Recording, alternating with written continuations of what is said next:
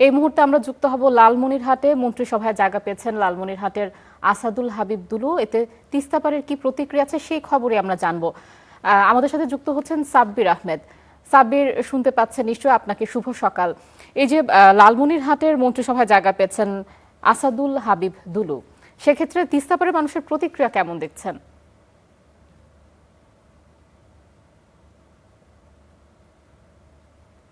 আশা, আপনাকে ধন্যবাদ। আসলে উত্তরবঙ্গের মানুষ আসলে দীর্ঘ প্রতীক্ষিত যে তিস্তার মহাপরিকল্পনা নিয়ে বেশ কিছুদিন থেকে কথা হয়ে আসছে। তিস্তা মহাপরিকল্পনা বাস্তবায়ন হবে। বেশ কিছুদিন থেকে উত্তরবঙ্গে উত্তরবঙ্গে যে 5টি জেলা রয়েছে, সে 5টি জেলায় তিস্তা নদী রক্ষা আন্দোলনের ব্যানারে আন্দোলন হয়ে আসছেন এবং অধ্যক্ষ আসাদুল হাবিব দুলুর সমন্বয়ে সেই আন্দোলন হয়ে আসছে। শুধুমাত্র যে এই লালমনিরহাটের অধ্যক্ষ আসাদুল হাবিব দুলু যে ক্যাবিনেট মন্ত্রী হয়েছেন, এটি একটি শুধু যে স্বাভাবিক বিষয় সেটি নয়।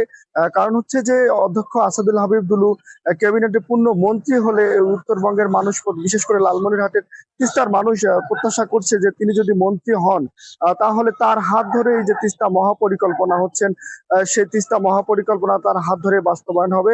গতকাল থেকে যখন খবর আসছিল যে অধ্যক্ষ আসাদুল হাবিব দুলু ক্যাবিনেটে পূর্ণ মন্ত্রী হচ্ছেন, এর খবরে তিস্তার যে দুই তীর রয়েছে, সেই দুই তীরের মানুষ ব্যাপক আনন্দ উচ্ছ্বাস প্রকাশ করছেন। আমরা দেখেছি যে গতকাল থেকে লালমনিরহাটের বেশ কয়েকটি জায়গায় মিষ্টি বিতরণ করতে আমরা দেখেছি, উচ্ছ্বাস প্রকাশ করতে আমরা দেখেছি। বিশেষ করে গতকাল রাত্রে তিস্তার বেশ কয়েকটি জায়গায় মানুষ তারা পিকনিকের আয়োজন করছে, উচ্ছ্বাস প্রকাশ করছে যে অধ্যক্ষ আসাদুল হাবিব দুলু মন্ত্রী হওয়ার পর লালমনিরহাটের যে দীর্ঘ প্রতীক্ষিত তিস্তা মহাপরিকল্পনা সেটি বাস্তবায়ন হবে।